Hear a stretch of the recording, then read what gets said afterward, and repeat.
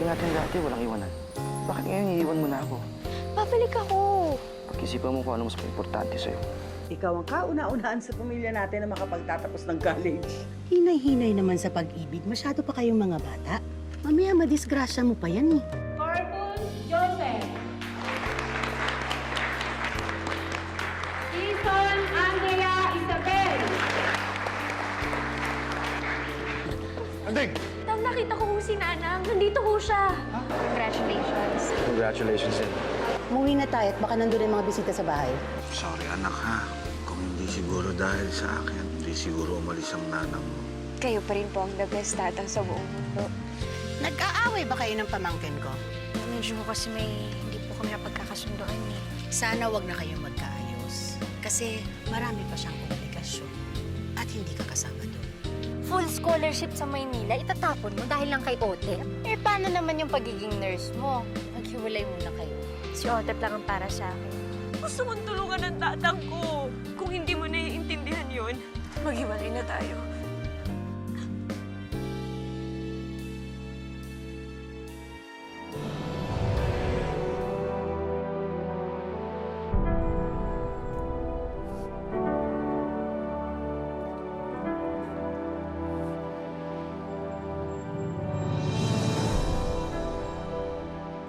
Sweetheart mo ba yung kanina? Alam mo, ang tapang din nun ah. Hindi man lang nagpasindak kay Sir. Ganun talaga yun si Andeng. Alam mo yun, pare, kapag naniniwala yun sa pinaglalaban niya, di uurong yun kahit kanino. Kahit nga sa akin eh. Pero, sa totoo lang yun talaga nagustuhan ko sa kanya noon. Dahil kahit anong mangyari, laban lang siya ng laban. Naalala ko nung nawala yung mga magulang ko. Doon lang siya para sa akin. Siya yung naging lakas ko. Kahit nung iniwan siya ng nanang niya, hindi nagpatalo yun. Matagal na kayo, no? Mula nung grade 6 pa. Nung una, laro-laro lang. Kasi naging seryoso na rin kami. Okay yung love story niyo ah. Alam mo, sana ako din makahanap ng ganyan. Balang araw din.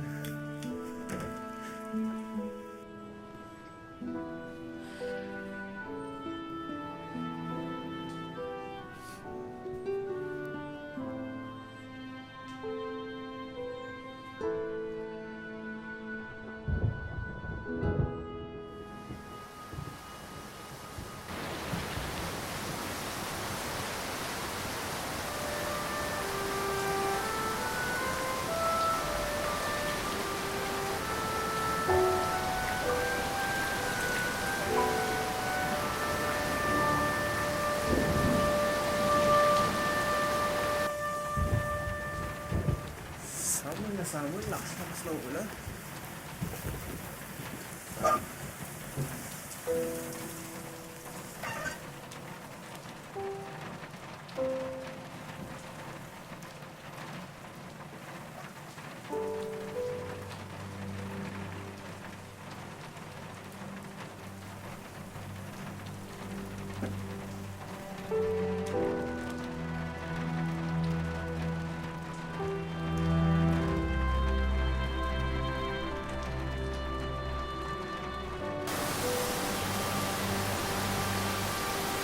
Baka gabihin na ako. Ay, bahala na nga.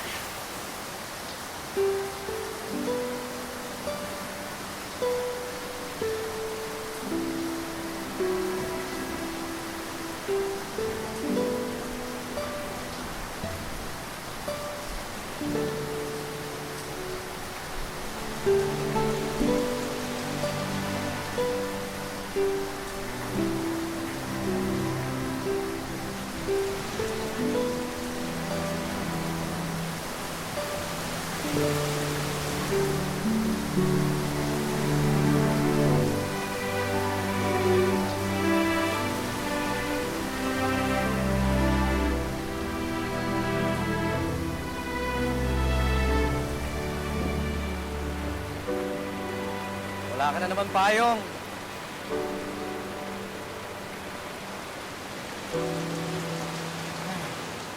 mga bagay talaga na hindi nagbabago, no? Parang ako, Otep. Kahit anong mangyari, hindi mababago ang pagmamahal ko sa'yo. Nangako tayo ng mga bata nun, di ba? Na walang iwanan. At bala kong pa rin ang pangakong yung Otep. Aalis ako. Pero hindi ko kayo iwan. Dahil nandito ka ng parati sa puso ko.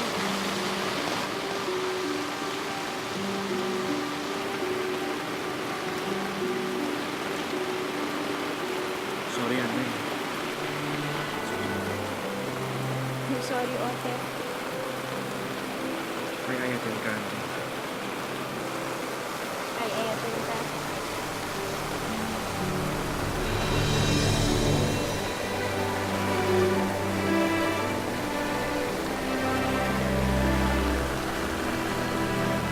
Teka. Ikot na kita. Harap ka na sa akin, ha?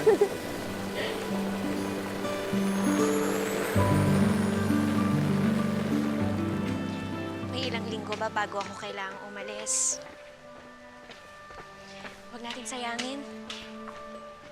Alam mo, itong PMA, hindi ko pa ito nalilibot.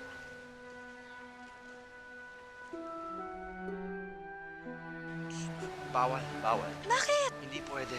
Ha? PMA to, hindi PDA. Kahit onti? Hindi nga pwede.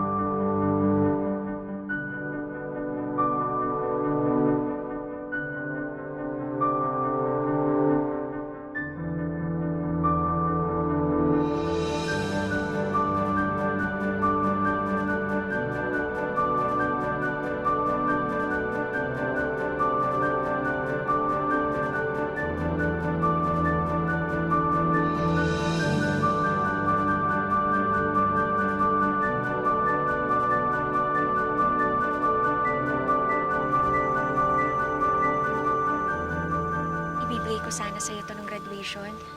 Kaya lang nagalit ka sa akin.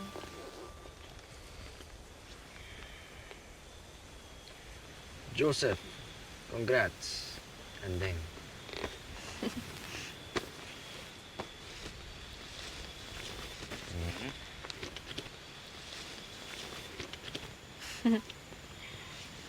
Para kapag natulog ka sa gabi, parang kayakap mo na din ako. ganda. Salamat, Andeng. Pero akala mo ikaw lang yung may regalo? Ha?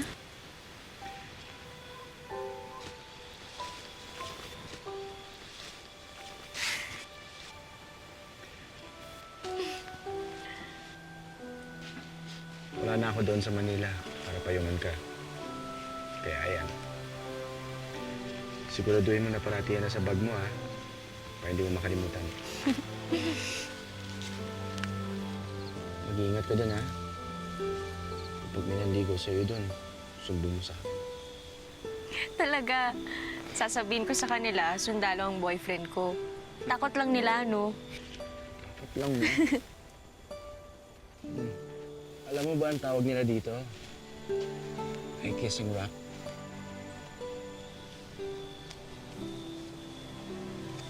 Ganun ba?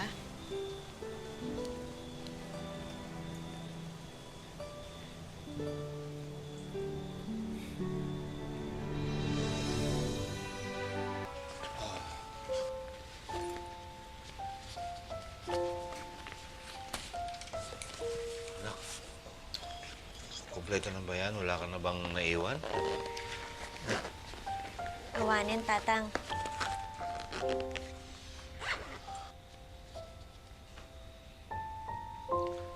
Nak, mag-ingat ka dyan, ha? Huwen, Tatang. Huwag ko kayong mag-alala. Tatawag po ako sa inyo ng madalas. Saka, Tang, huwag niyo kakalimutan pakainin si Muning, si Garfield, si Brownie po, at saka si Tweety. Nak, kung sakaling makita mo ang nanang mo sa Maynila, sabihin mo sa kanya na sorry. Galing sa akin. Ha? Sige, Tatang. Sabihin mo rin sa kanya na nagbago na ako. Hindi na ako umiinom, hindi na ako nagsusugal. Tsaka manager na kamo ako. Ha? May miss ko ho kayo. Miss din kita, anak.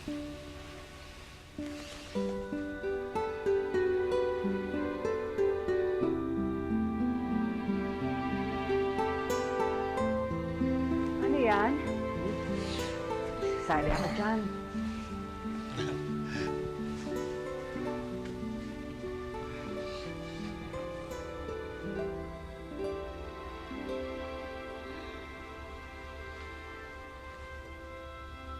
Pagpuputihin mo doon, ha? Ako nang bahala sa tatang mo. Nga pala, ito na yung sundo mo. Andeng, may kadtuyin. Baka maiwan na tayo ng bus. Elay, mabantayan mo tong anak ko, ha? Nag-iisa lang yan. When, Uncle, ako na po bahala dyan kay Andrea.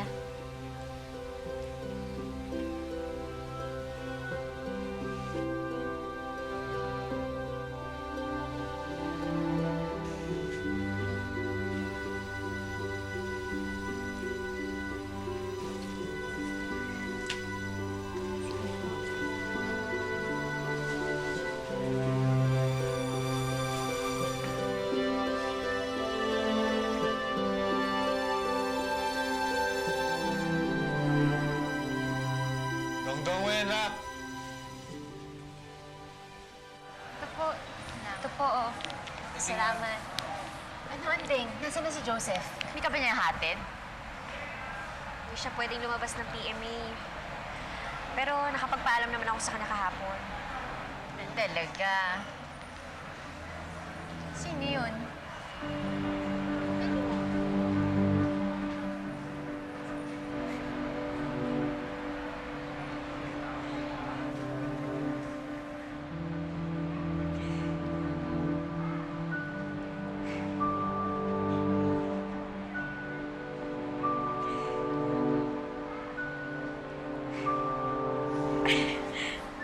Anong ginagawa mo dito? Akala ko hindi ka pwede lumabas.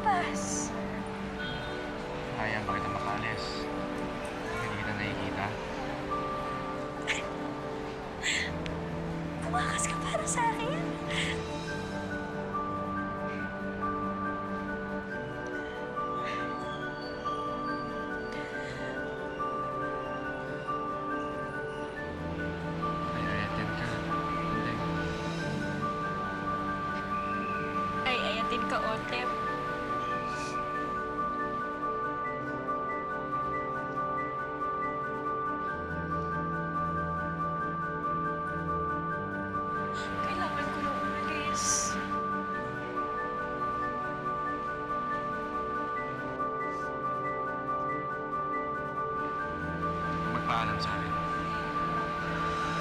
Kikita pa rin tayo eh. Di ba? Walang iwanan.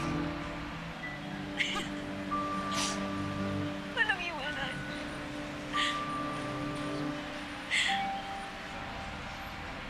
See you later, Dungo. See you later, Dungo.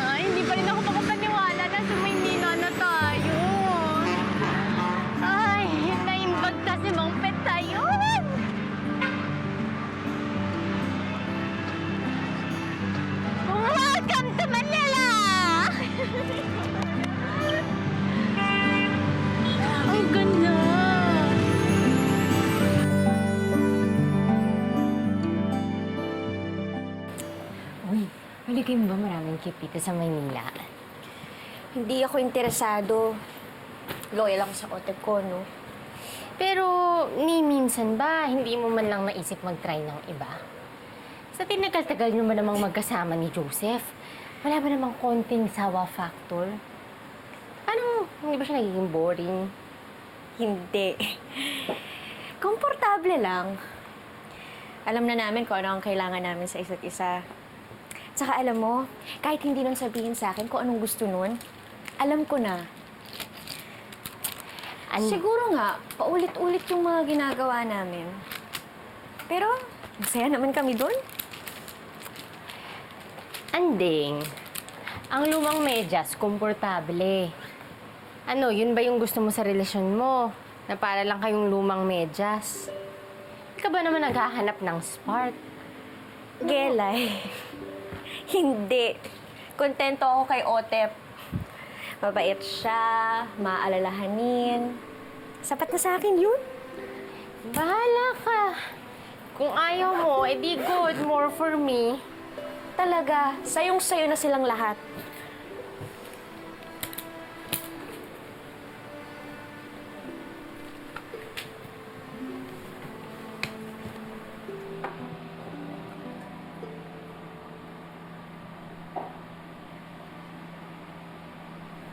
Ganito pa rin kaya itsura niya, Gelay.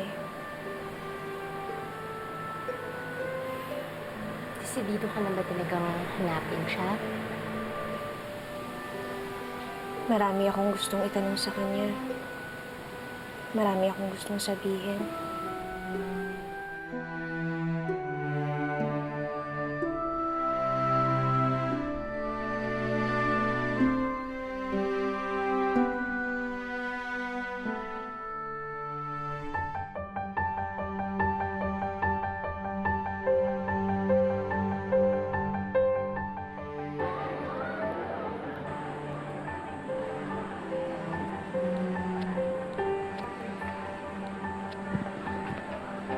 Andeng! Andeng! Oh, grabe!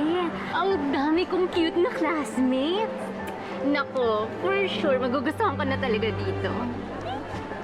Uy, narinig mo ba? Meron daw tayong acquaintance party sa gym.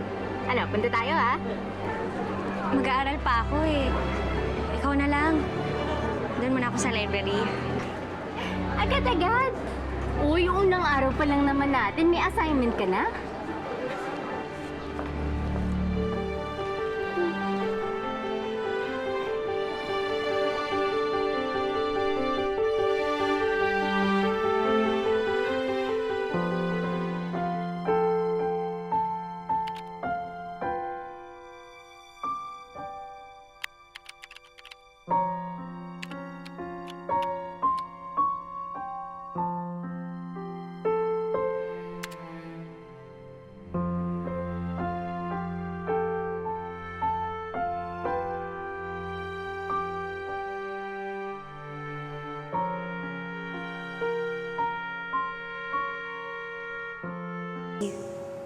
Hindi naman masyadong mahirap ang mga klase ko.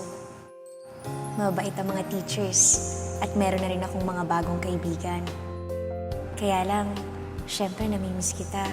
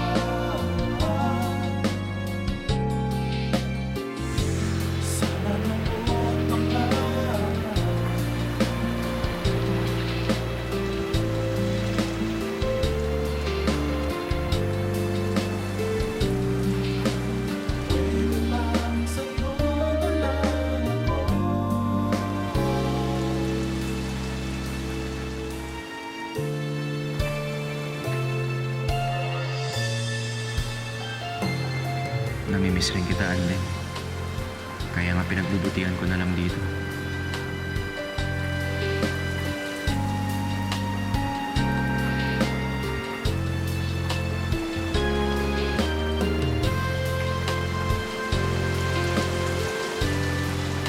Para kahit papaano, parang buhay-buti sa mga araw.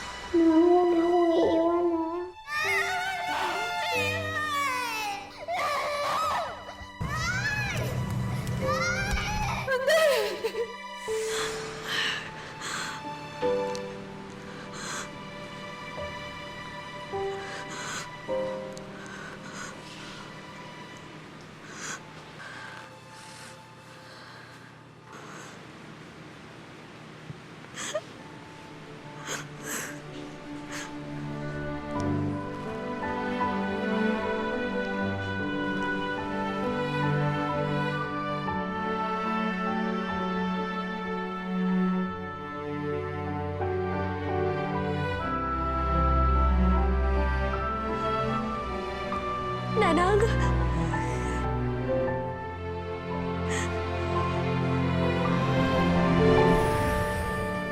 Cadet First Class Joseph Corpus. Head Nurse Andrea, mahal na mahal pa rin kita.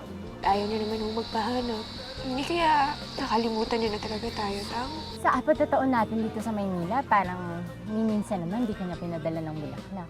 Baka sa susunod na linggo, inialis namin. Saan ka pupunta? Sa akin lang ka babalik. Wala rin namang masama kung maging romantic kayo sa isa't isa paminsan-minsan. Ang tagal nyo nang magkasama, no? Pagkatapos mo, punta tayo ng amusement park. Anong gagawin natin doon? Bata naman yun eh.